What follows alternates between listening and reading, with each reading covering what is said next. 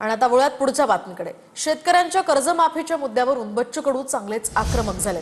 आजपासून गुरुकुंज मोझरीमध्ये तुकडोजी महाराजांच्या समाधी परिसरात बेमुदत अन्नत्याग आंदोलन ते करणार आहेत। तर संत गाडगेबाबा मंदिरापासून ते तुकडोजी महाराजांच्या समाधीपर्यंत त्यांची बाईक रॅली सुद्धा निघेल। दरम्यान बाईक रॅलीत 20,000 शेतकरी आणि कार्यकर्ते सहभागी होणार असल्याची माहिती मिळते। आपण पाहतोय अन्नत्याग आंदोलन या ठिकाणी बच्चू कडूंच्या नेतृत्वामध्ये होतंय। यासह बाईक रॅली सुद्धा आज निघणार आहे।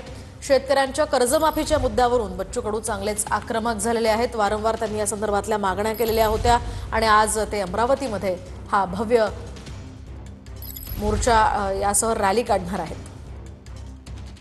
भाऊ, काय सांगणार? अन्नत्याग आंदोलन तुम्ही करतायत, काही महिन्यापूर्वी रायगडाच्या पायथ्याशी देखील केलेलं होतं। समस्या निकाली निघत नाही का? पुन्हा एकदा आंदोलन करावं लागतं अन्नत्याग? जे कष्ट करणाऱ्यांच्या ज्या काही योजना आहेत त्या कशा पद्धतीने राबवल्या जातं सरकार त्याच्याकडे पूर्णतः दुर्लक्ष करण्याचा प्रयत्न केला जात आहे आणि म्हणून ही वेळ आमच्यावर येते।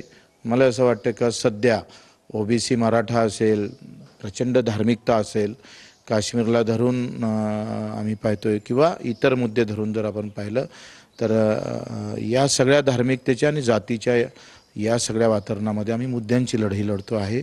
ते सगळ्या जाती धर्माची लढाई आहे आणि सरकार जाणीवपूर्वक मुद्द्याच्या लढाईपासून दूर ठेवण्याचा प्रयत्न ज्या आम जनतेला करत आहे आणि म्हणून तो मुद्दा धरून आम्ही ही लढाई शेवटच्या क्षणापर्यंत ते जेथपर्यंत मागण्या मंजूर होत नाही तोपर्यंत आम्ही तिथून हटणार नाही।